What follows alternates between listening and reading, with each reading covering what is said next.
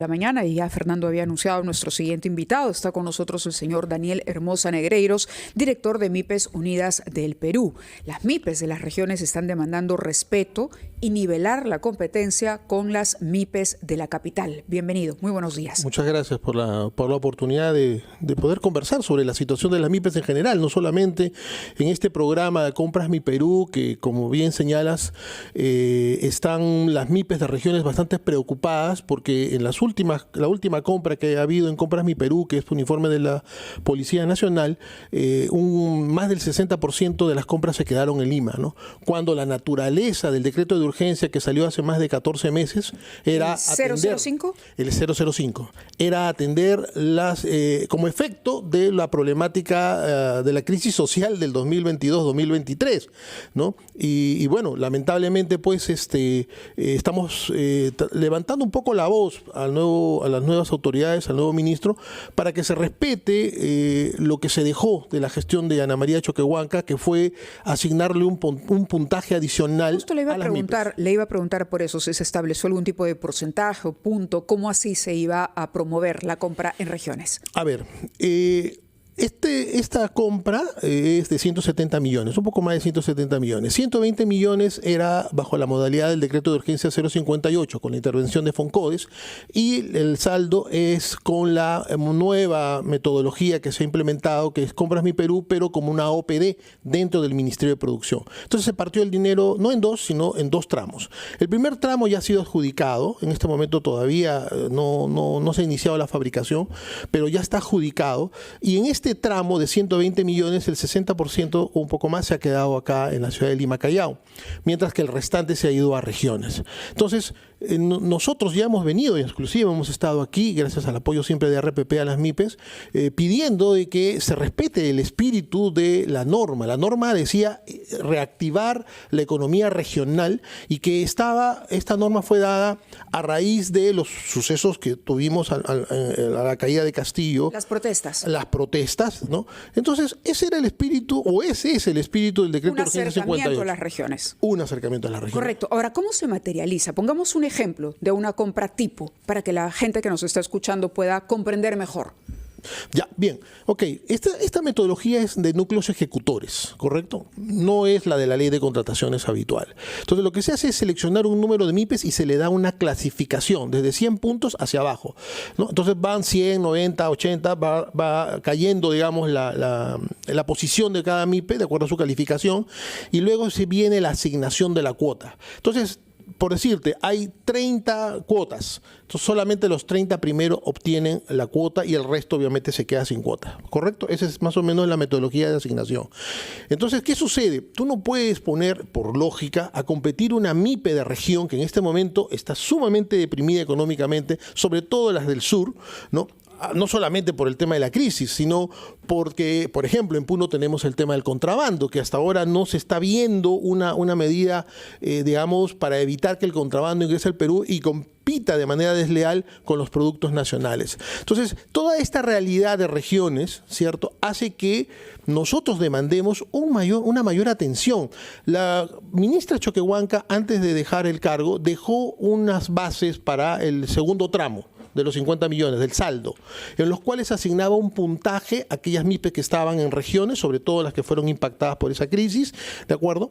Y ese puntaje está siendo cuestionado. Nosotros entendemos que el concurso debe ser igual para todos, en eso estamos de acuerdo, pero debemos entender primero la naturaleza del decreto de urgencia y en segundo lugar la realidad. En el Perú o en Lima en particular, la inflación, tú sabes, el año pasado estaba alrededor del promedio de 1.5, mientras que en regiones estaba sobre los 2.5, 2.6%. Entonces, es obvio que en este momento quienes más demandan atención son las regiones, ¿no? Y además, no podemos estar en esta... Cuando dice reclaman atención, ¿a qué se refiere?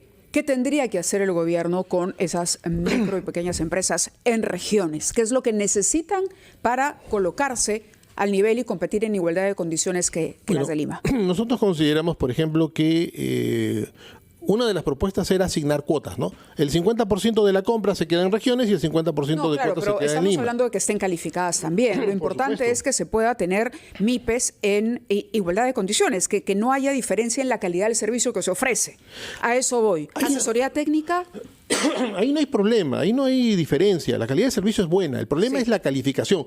Por ejemplo, una MIPE de región no puede tener, pues, como en Lima, personal en planilla permanente, ¿no? La región trata de ahorrar costos, ¿no? Tú no puedes comparar una MIPE, por ejemplo... La realidad económica de una MIPE en región es diferente a la realidad las máquinas económica. son definitivamente de mejor tecnología. No podemos ponerlas a competir de manera igual.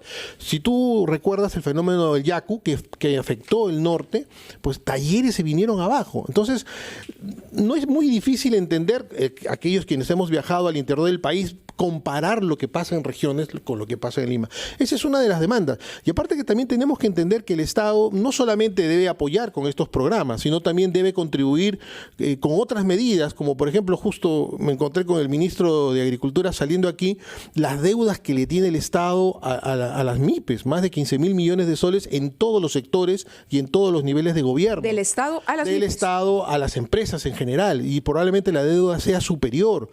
Entonces, ese, por ejemplo, nosotros no necesitaríamos reactiva si el Estado pagara sus deudas. La sobreregulación que hay en varios sectores, por ejemplo el sector farmacias, que hoy día está con una presión muy fuerte, sobre todo las micro y pequeñas farmacias, con el tema de los genéricos, ¿no? Entonces el Estado no está entendiendo lo que está pasando en nuestro sector. Antes de venir revisaba las cifras del Instituto Nacional de Estadística sobre la mortandad del año pasado. 240.000 empresas desaparecieron el año pasado, se dieron de baja. Ahora, ¿qué economista está conversando sobre este tema? ¿Qué economista está hablando que 240.000 empresas que se dieron de baja en el 2023 significan 240.000 familias que han dejado de recibir ingresos? Y también de ese porcentaje muchos se han ido a la informalidad, donde venden los chips. O sea, la informalidad... Hay economistas que se interesan. Carolina Trivelli, por ejemplo, ha publicado cosas importantes sobre eso. Ahora, yo quisiera, para comprender mejor el tema general que ha planteado usted, ¿qué sectores productivos de las MIPES son los más afectados? Porque se habla de calzado, carpintería, metalmecánica, industria gráfica y confección. Pero ¿cuál de ellos específicamente hay encargos posibles del Estado que no se les dan en las regiones? Vayamos a las cifras. El año pasado ha crecido la mortandad del sector manufacturero en 77% versus el año 2022. 77% en el sector manufacturero.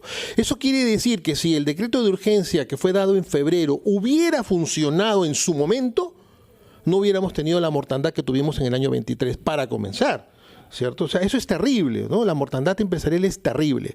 Ahora, los sectores más afectados, obviamente en general, no solamente los que están involucrados en este programa, son comercio minorista. Tenemos a nuestras bodeguitas que desaparecen de manera escalofriante todos los años. 8.000, 10.000, 15.000 bodegas desaparecen todos los años porque no pueden ser sostenibles frente a una crisis económica como la que estamos viviendo. Y encima el Ministerio de Economía ayuda cargándole con impuesto selectivo al consumo a productos que lamentablemente para muchas bodegas significan más del 50% de sus ingresos. Claro, de los ingresos, claro. Está apretando el bolsillo de las... ¿Cuáles son esos productos? Bueno, la cerveza, las bebidas alcohólicas y los cigarros. Lamentablemente, aunque no nos gusta, hay que reconocer que el 30% de las bodegas, ¿no?, tienen el 50% de sus ingresos en esos productos. Son bodeguitas que tienen menos de 200 ítems de productos en su stock.